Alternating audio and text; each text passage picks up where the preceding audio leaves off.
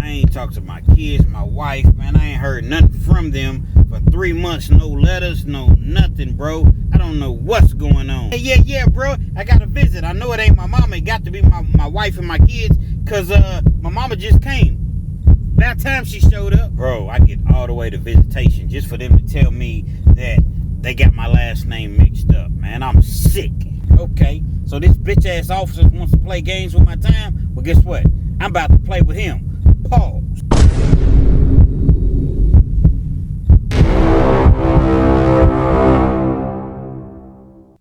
Yo, once again, it's on. Back at you one more again. Real Kids TV in the house like motherfucking kitchen sinks. You know, a couple weeks ago, because you all, let me give you the insight for you all that don't know. Obviously, you see where I work at, but also DoorDash. So a couple weeks ago, I do a DoorDash order, and the individual comes to the door, and it's the person, obviously, that ordered what they ordered from DoorDash. And lo and behold, Officer Jason. Now, when I say Officer Jason was a correctional officer in this particular facility that I was in. Now, I can't really say all the detailed information that I really want to say, for the simple fact that I don't want to put his name out there. He's still in the system like that, and you know, it just wasn't. It wouldn't be the best in my best interest to say his real name. But at the same time, I see this individual. I know him, and he knows me clearly. Now, I haven't seen Officer Jason in, I don't know, 10 years, 9 years. He recognizes me. Hey, how you doing, man? Good to see you, man. I see you out here doing well. I see you, man, keep it up. Hey, how you doing, man? He had this little girl at the door with him. She looked like she was maybe 2 years old. And then it was 2 little girls. So the other one looked like she might have been 3 and 2. So, the stirs. Evidently, they had them back to back. Whatever the case, rather. We talked briefly. He tells me he's no longer with the Department of Corrections. He got tired of the corruption and everything that was going on and how they treated the inmates and things of that nature. So with that being said, the little soliloquy that I just gave, I don't even know if you would classify that as a soliloquy, but guess what? Monologue, what have you, it sounded well. There is a message. So let me take you all back, paint a picture, to tell you exactly how we got to the point of where we're at this afternoon. It's 4 o'clock, Friday. State of Kentucky is 4 o'clock. Nevertheless, Officer Jason was an absolute jerk. He was an absolute jerk to the point to where people really wanted to cause harm upon him. They didn't care about him. They didn't care about his family, his kids, his wife, his mother. He was a jerk. But see, let me tell you, the worst thing about being a jerk, I'm not even going to say the worst thing about being a jerk. What's worst, rather, than being a jerk is pretending like you cool, but you actually are a jerk. See, if you're a jerk, you're going to keep it real, man. Okay, this dude's a jerk. And you're going to remain the same every single day. This is my expectations from this dude. He never wavers from what he is. This is just what he is, so I know how to take him or her. I know how to maneuver. See, you got to know how to maneuver in a room full of vultures. Because oftentimes, the inmates are not the vultures. It's the correctional officers. And that's not all the correctional officers. There's a lot of cool correctional officers out there. Correctional officers watch my channel. And not officers per se, but sergeants, lieutenants, what have you. It's just a phrase that I'm using. And so, this guy he would come to you and be like, hey, yeah, dude, who won the contest last night? The contest? What are you talking about, the contest? The contest that was on TV. What contest? The game. The Lakers played. Oh, you talking about the game? How the Lakers won last night. He was one of them type dudes, man. You know what I'm saying? Would come to you and be like, yeah, man, I tried to talk to the administration. I told them this is messed up for the inmates or whatever. But, you know, I gave my input. I gave my, you know, my 2 cents. And that's all I can do. But I'm fighting for you guys. But then the next day, he comes in, he's shaking you down. He's patting you down. The very same person that he was just talking to, saying that I understand you are away from your families. I understand that you guys, you know, these rules that they have is a little, you know, overboard, to say the least. Overkill. But then the next day, you shaking people down. Now, I understand that officers are required to do so many shakedowns per day, per shift. You work a shift, you might have to do 4 or 5 shakedowns. Hey, listen, man, let me shake you down or whatever. You already understand what it is. You know, it's for the cameras. You ain't really looking for nothing. You just, you know, you playing a role. But this guy, man, will shake you down for like 30, 45 minutes. And it's like, damn, Officer Jason, what's going on with this, man? He was one of those type guys. So, when I say Officer Jason, I knew his first name to be Jason. I don't remember his last name. Typically, it's Officer, like, let's just, for instance, say Officer Jason's last name was Johnson. Jason Johnson. It would be Officer Johnson. I don't remember his last name, but I specifically remember his first name. And yes, I'm using his real first name. What does that really mean? There's probably 10 million dudes with the name of Jason in the world. But nevertheless, you all get what I'm trying to say. Now rock with me. Rock with me, man. You at work? You're on your way to work? You're on the way from work? You're stuck in traffic? Whatever the scenario, whatever the case may be, trying to go to sleep, need to pick me up, whatever it may be, I don't tell 12-minute videos. All my videos are 30 minutes or more. So most people enjoy it, but they say, real Kens, man, you jumping from this to this to this. Think about it. There's a movie, there's a show. Anything you're watching, does it just remain strictly on exactly what you're talking about? It does. But simultaneously, they're talking about, okay, we're talking about Officer Jason as the main plot, but this is going on, this is going on, this is going on, but it all ties in to Officer Jason. Respectfully. So Officer Jason, man, he like I said, we've already established the fact that he was wishy-washy. Cool one day, not cool the next day. And it got to the point to where inmates was just like, you know what, man, I don't fool with this dude whatsoever. He was just talking to me a couple days ago, and then he wrote me up. Like, what is the deal? So it was an inmate. His name was Buford. Now, Buford was his last name.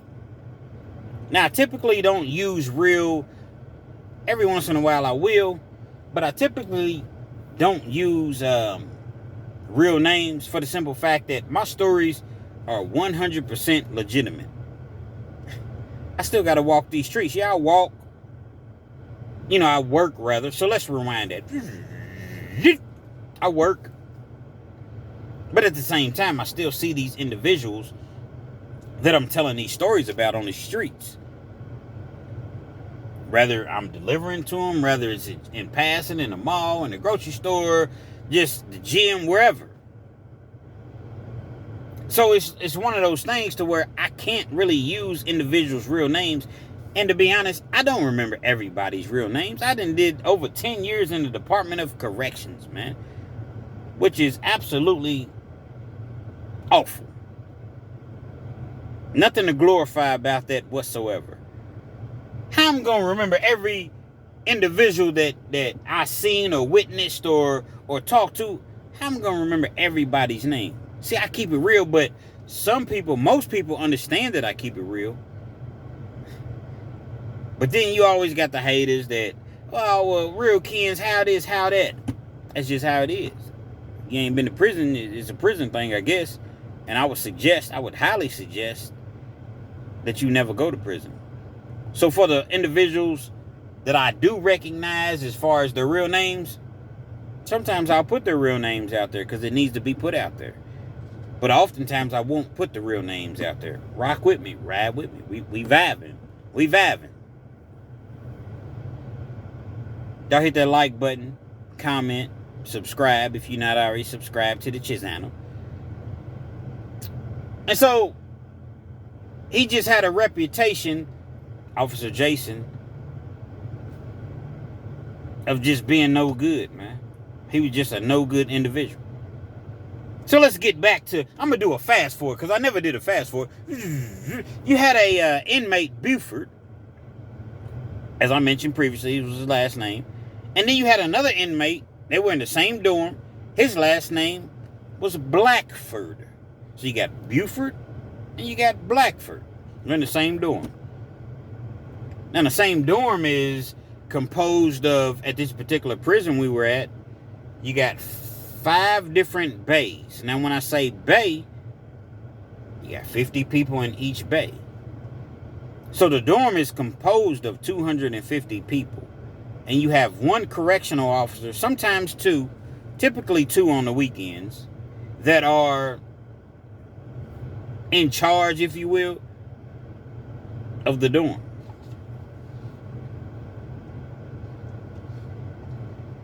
$250 inmates versus 2 officers. Now, I don't know what the exact percentage is, but I'm pretty good with math, and I would say that's less than 1%. Now, when I say the ratio, it's actually a ratio. 1%, less than 1% officers, opposed to the remainder of inmates. Kind of difficult to watch everybody. But guess what? They're officers. No disrespect to officers whatsoever. But they often refer to officers as pawns. So you got the sergeants, you got the lieutenants, you got the captains, you got the assistant wardens, you got the wardens, you got internal affairs. All these people, they're not working weekends. They on their boats, they're out fishing, they're out doing whatever they desire to do to enjoy life, while these pawns, officers, are watching these inmates. Officer Jason really had a desire to move up in the system. So someone got in his ear and told him, the worse you are towards inmates, the meaner you are towards inmates, the administration, the staff, they're going to recognize that and you'll move up much quicker, opposed to if you cool with inmates. See, one thing they don't like in the Department of Corrections is if you cool with inmates. If you just an individual, you don't do no write-ups, you not reprimanded, you just there to get your check, feed your family and go home. They do not like that whatsoever. So, this jerk that I mentioned that I delivered his food to, stay with me, he tried to play both sides of the fence. You want to try to be cool one day, next day you're not, as I've already mentioned. And so when it comes to inmate Buford and inmate Blackford, I understand that the names are similar. I can understand that possibly you can get the names mixed up, but they're not that similar. Inmate Buford was going through some things. He had been married 9-10 years. He had kids outside of the marriage previously, but him and his wife, they had I think the daughter was about 8 roughly, and then the son was 7. They was, back to back. I could be off with my math as far as the ages or what have you. But nevertheless, he had 2 kids with his wife. Actual wife. He was a black guy. About my complexion. Probably 5'9". He wasn't 5'11" this particular time. He was about 5'9". And he used to box on the streets, man. He had caught a case and ended up with 30 years. Now you had inmate Blackford. I'm not really sure exactly what his scenario or, situation was. But I knew inmate Buford personally. Now, when I say personally, not from the streets, but I knew him. We had gotten kind of cool while we were locked up. Like I said, he used to box, or, he used to hit the heavy bag. So he used to give me pointers. He used to give me pointers on, turn your feet this way. Swing your hips that way. Pause. When you throw your jab, snap it. Then come right back with he would tell me different things. And so I really, really learned and I watched him. But a lot of times I was in that weight pile. I'm lifting them weights. But when I'm lifting the weights, the heavy bag was right there by the weight pile. So I'm seeing him just, he's throwing them things. He's ducking, he's dodging, he's sliding, he's doing all the things that he needs to do or that he was taught as a boxer. Ride with me, man. Rock with me, man. We're going to have a good time. And so this officer comes to inmate Buford on a Saturday afternoon. Inmate Buford, you got a visit. Those are the things that you love to hear as an inmate. You desire to hear as an inmate. That's the best words that you can possibly hear. Inmate Buford, or whatever your last name is, slide your last name in or what have you. You have a visit. I mean, somebody loves you. Somebody cares. Somebody took the time out of their day to come and see you. Well, inmate Buford knew it could only be my mother, and I know she's not coming because she's not in a position to come right now. It's my wife, it's my family. There's only other people that could come and visit me.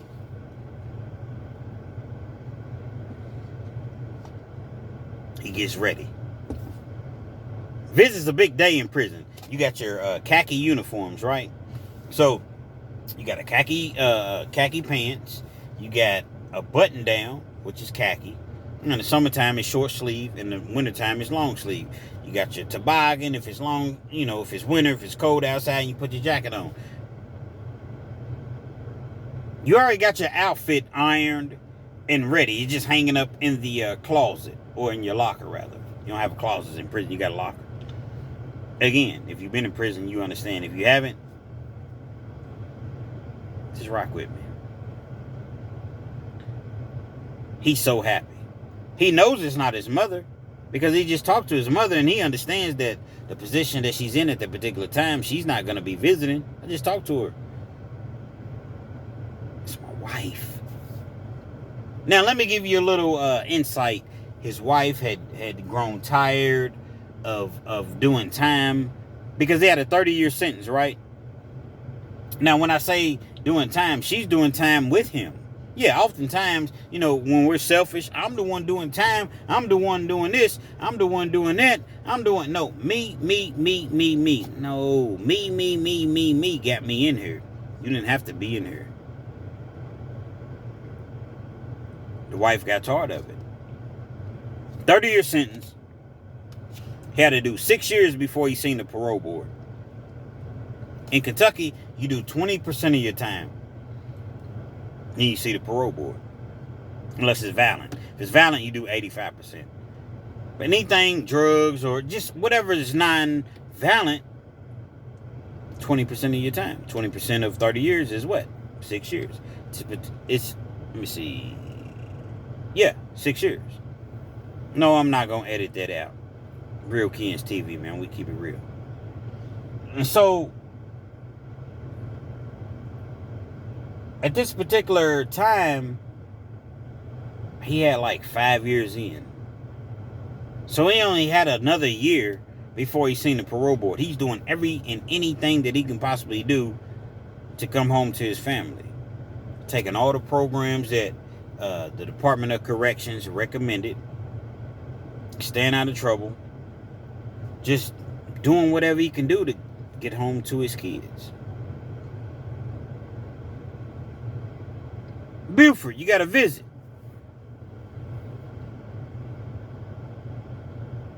Puts on the clothes that I told him, the clothes that he ironed out, that he kept in the locker or what have you, or whatever, ready for visit. That was just an outfit just for visit. Come on, former inmates, you rock with me. You know what I'm talking about. That outfit that you never touch, just in case she shows up or somebody shows up for visit. Everything's creased. You got the lines in your shirt. You got a line on both sides of your shirt, a line in the back of your shirt, some military shit.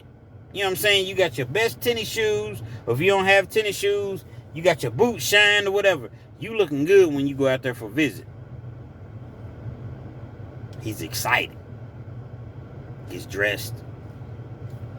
Walks up to visitation. Visitation takes him 10 minutes to get to, because like oftentimes prison yards are really similar to like college campuses. So you have all of these different well, how do you know, Real Kens, what a college campus looks like? Because I went to the University of Kentucky State, you goofballs that would even ask anything like that. But nevertheless, he walks all the way to visitation. It's cold outside. He got his toboggan on. He got his haircut or whatever. He got his state jacket on or whatever. He gets to visitation. He's waiting. You don't have a visit. What do you mean I don't have a visit? I was just told by this officer that I had a visit. Going back to your dorm. They made a mistake. You don't have a visit. So now, the excitement that he had walking up to the visitation booth, the 10 minutes, he has to walk back totally opposite, vice versa, if you will, walking back to the dorm. The disappointment. It was a mix-up. I'm Buford. This was Blackford. Things happen. It does happen in prison. Vibe with me. Hit that like, comment, subscribe. A couple weeks goes past. Still ain't heard from his wife. He's calling. She's not answering. He's JPay, and JPay means like you can send emails essentially. It's like a text.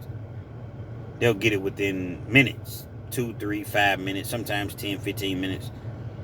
Every time you send a message, it's another way of taking money from inmates, 50 cents, and every time she sends a message back, or whoever, it's 50 cents.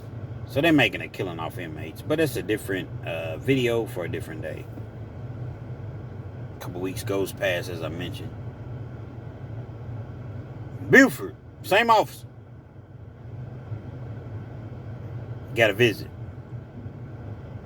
He's not thinking anything of it. He's happy. My baby finally came. As I mentioned, he already got his outfit tucked away in the locker. Gets his haircut every week, so he's always fresh, because he's really, really hoping and wishing that wifey, comes to her senses and comes to visit him. Once again, he knows it's not his mother. He talks to his mother on a regular. As he's going out, walking towards the visitation room. Ho, ho, ho, ho, ho, Buford. Inmate Buford. Now, it's a totally different officer that's telling him this. They got a mistake. It's for Blackford. Blackford, Buford. This is for Blackford. Are you sure, man? Yeah, this is for Blackford. It's not for you. They got the last names mixed up. Walks back in his dorm. Takes his clothes off, visitation clothes off. Puts his, regular gray jogging suit on, sweatsuit. But really, he's heated as Man. He feels like at this point, this officer, Jason, is really, really playing games with him. It's the second time, bro. I'm in penitentiary with a 30-year sentence. I'm about to spaz out at any given time and just stab everybody in this motherfucker. And you playing games with me? About my motherfucking wife and family and kids? Hey, it was a mistake. Sorry. There's two inmates with the same or similar last names. There's a possibility that, you know, it was a valid mistake. He pissed. He wants to hear from his wife, his kids. She's not really answering the phone when he calls. He can call 15, 20, 30 times a day. She's not answering. But he knows there's only 2 people on my visitation list. Not 2 people, but there's only 2 possibilities, if you will, on my visitation list. My mother, my wife, and my kids. I know it's not my mother. So when you come to me and you tell me you got to visit, get ready, I know it's my wife and my kids. Or at least my wife. My kids, they young. They can't come down here by themselves. But it could be my wife and she didn't bring the kids. Nevertheless, I'm quite sure you all know what I mean. Rock with me. Rock with me. What's the rush?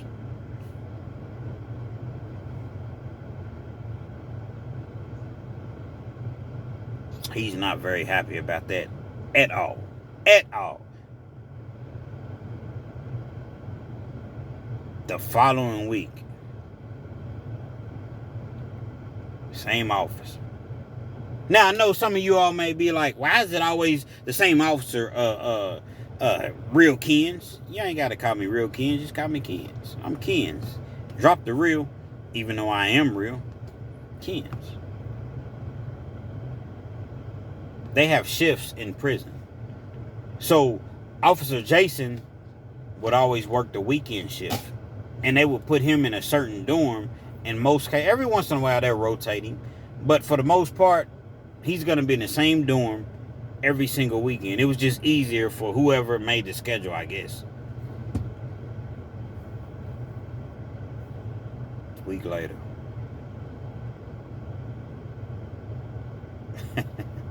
Buford, get dressed. You got to visit. Hey, man, look, man. You know, every time you tell me I got to visit, I don't end up having a visit, man. No. For real. Buford. He said his first name. I don't remember his first name. Buford, not Blackford. We got it straight. You got Blackford, you got Buford. You're Buford, right? Yeah, I'm Buford, man. You know I'm Buford. You got to visit, man. Buford reluctantly gets dressed. You can't turn your visit down. You can, but you don't want to because perhaps it may be your wife and your kids. You ain't really talked to them. They said they were coming. You finally got through on the phone. You can't just call through like a cell phone in prison. If you ain't got no money on the phone, ain't nobody sending you no money, guess what? You're not going to reach your family. All right. My wife said she was coming. Cool. Get dressed. Everything's fresh, shaved, clean. You know what I'm saying? I'm good. I get up to visitation, and I'm speaking as though I'm Buford. I get up to visitation. Once again, it's Blackford.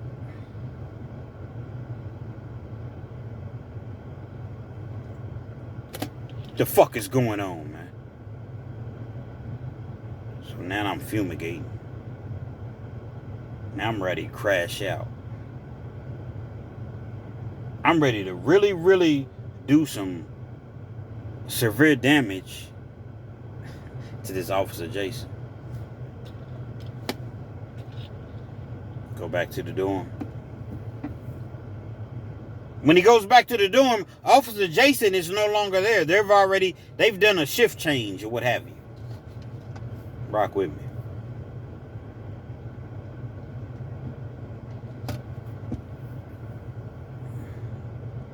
A few days later, Officer Jason is back in the dorm. Officer Jason, man, let me talk to you. Officer Jason was probably, at best, 28 years old, 27, 28 years old. Probably, I don't know, 5'11". White dude. Short haircut. He wasn't bald or anything. He had a short, crew cut or whatever. Had a little bit of a belly. Probably weighed about 210, 215. Like I said, he thought he was hip. He liked hip hop. He thought he was hip. Let me talk to you, sir.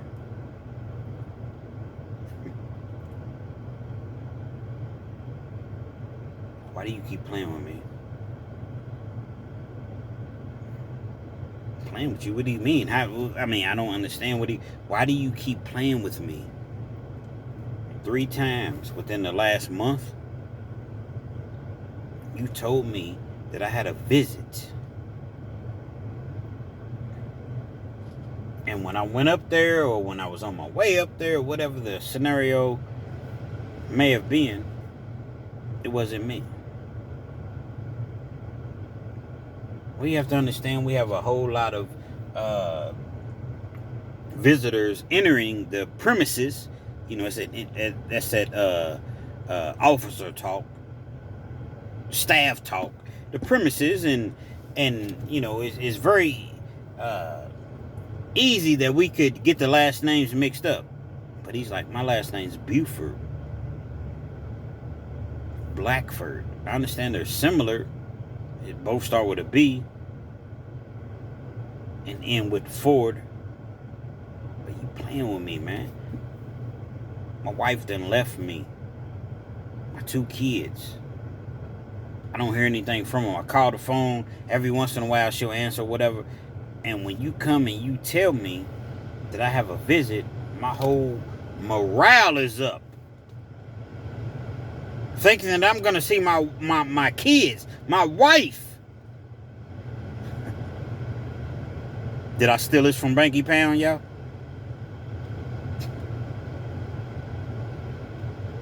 My whole morale is up. Only to get to the visitation to where I have to walk.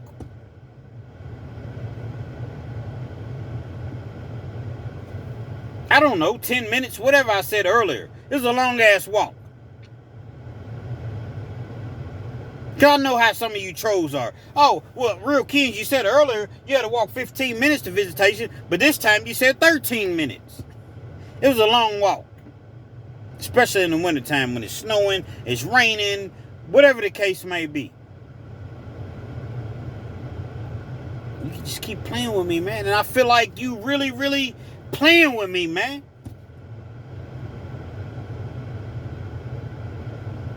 A couple words led to a couple words. Led to a couple words. Officer Jason, they always act like he was kind of tough. But as I mentioned, he acted as though he was cool with the inmates just as well. Well, if you don't like it, inmate, you right. Later on, Officer Jason comes into the dorm, because we were in dorms. We weren't in cells. 50-man dorms. He walks through.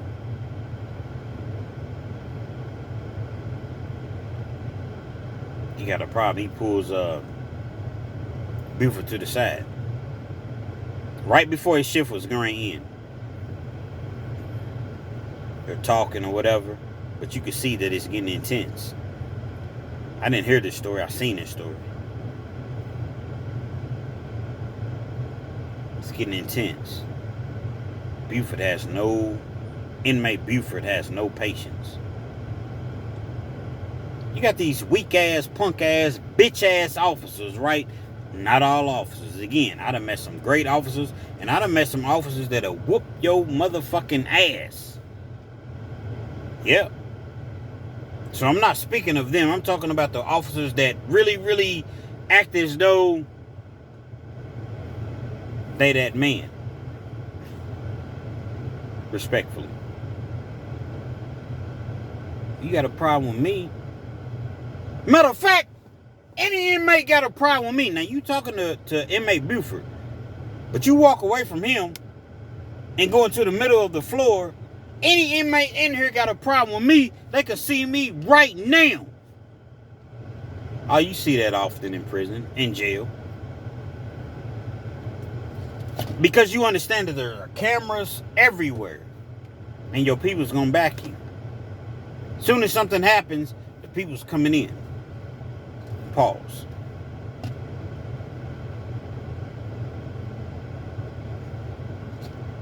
Buford's like, why you going through all that? Me and you, we talking this out as men, man.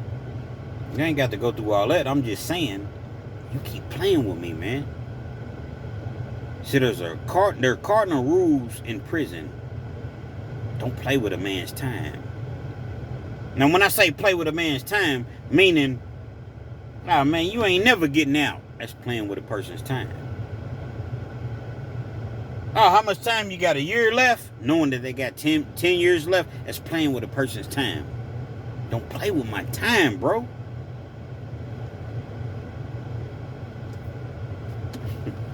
Officer Jason, he didn't get it. He just still didn't get it. Like I said, he took his badge off. He took his little, they wear these radios and they keep them right here. They had like a little compartment, not a compartment, but the radios are able to maintain themselves, if you will, on their shoulders. I don't know. They got like a little strap on their shoulders to hook the radios in. I don't know. I went way around that. I looped it. Nevertheless, they got a radio on their shoulders. They got their mace on their hip. They got their handcuffs. They real tough. I take all this shit off, man. What's up, man? Who wants me? Yeah, Officer Jason, he really feeling himself. And he's stepping towards Inmate Buford. Inmate Buford looks at it like, man, I don't even want to do this, but you're not going to just walk up on me. You done threw your things down. I have to defend myself. Officer Jason, he's talking that big shit. He's walking towards Inmate Buford. I guess it was in swinging distance. He don't know, evidently, he doesn't know that Inmate Buford was a boxer. He used to hit that, like I said, hit that heavy bag. He got within swinging distance. Bam, bam, bam, bam, bam, bam, bam. He hit like, I don't know, a 6-piece. Hit him with a good 6-piece.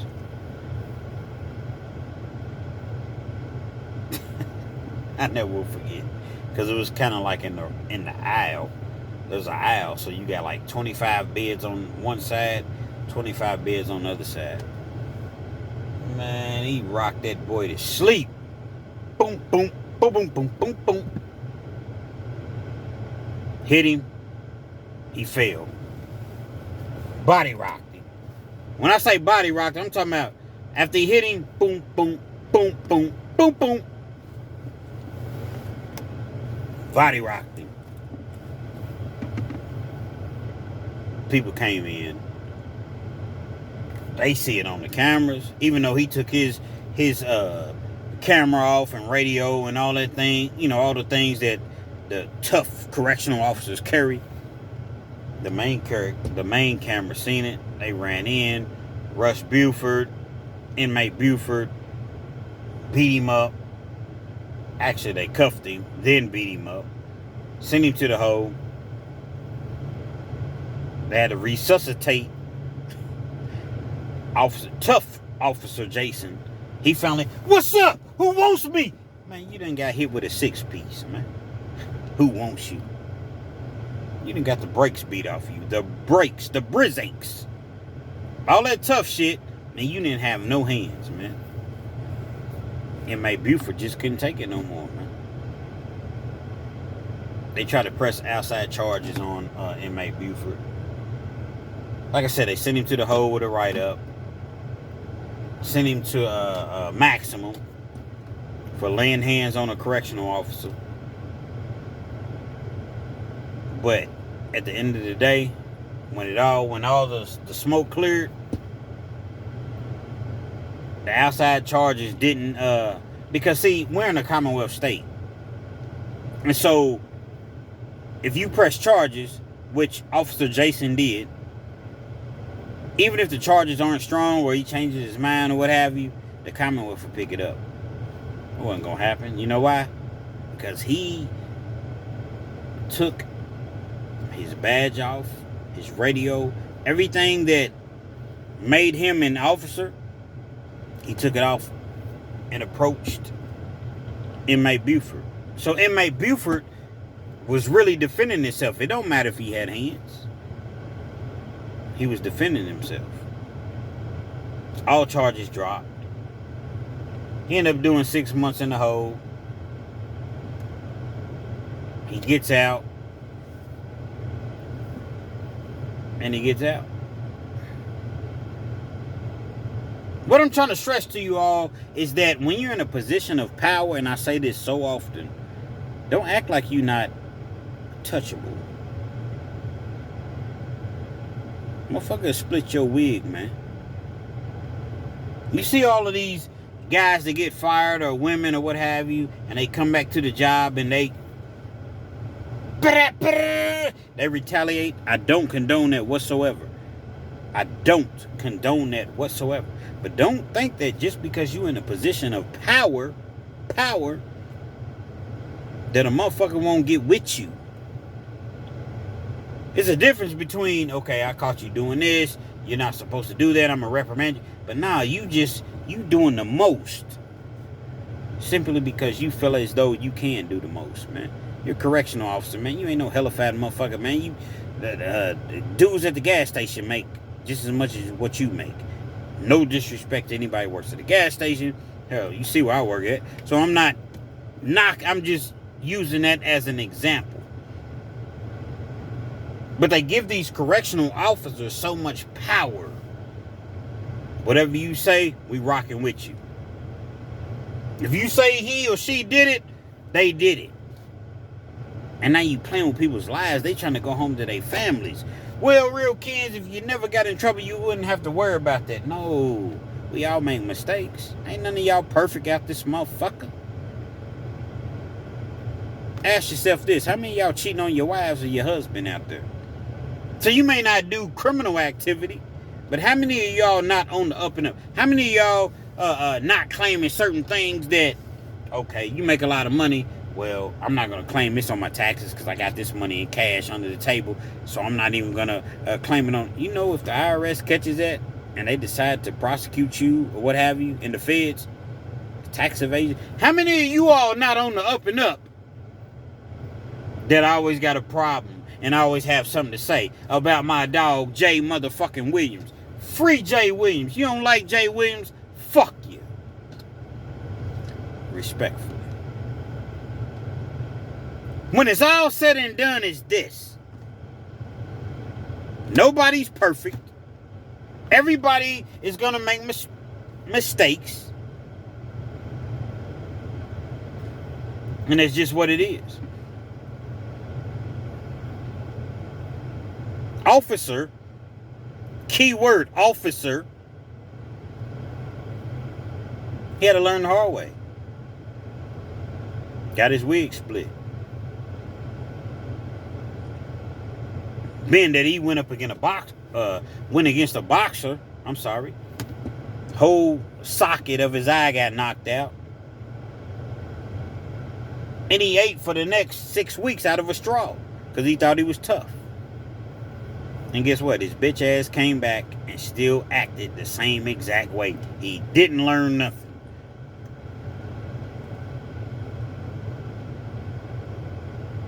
I don't advocate violence. I never have, never will.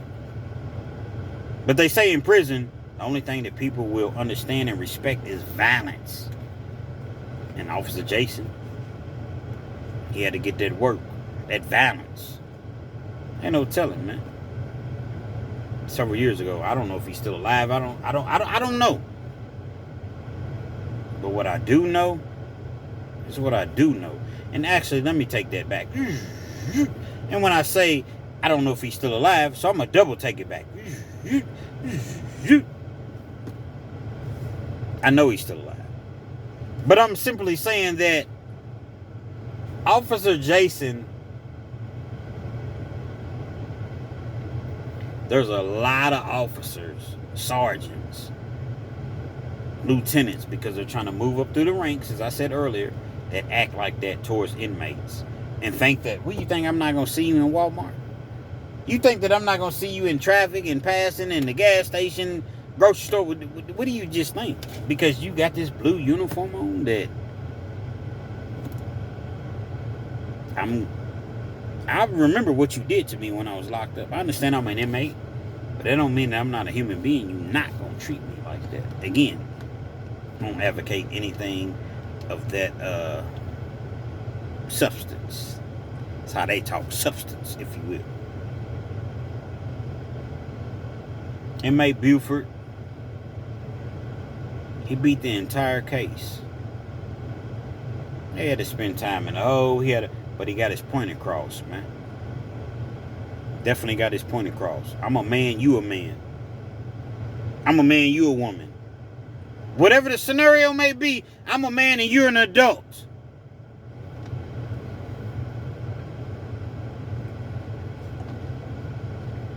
Don't treat me any sort of way. So you all that watching my channel, or that may be watching my channel for the first time, or you haven't watched it very many times, you're in a position of power. Do your job. Do your job. I understand you have a job to do, but don't think that simply because you make $60 an hour and he or she makes $17 an hour that you any better, because you're not. You're not. And that person that's making that $17 an hour, that may be all they have. And if they're doing everything that they can possibly do to fulfill their job requirements or whatever the scenario may be, and you're just picking with them simply because you can't understand. We got internet now. See, when this scenario happened, it was internet, but it's not like it is now. Don't be out with your family, with your kids, grandkids, whatever, and then run into an individual that you wrong. Because guess what? Shit could get dirty. Real Kens TV.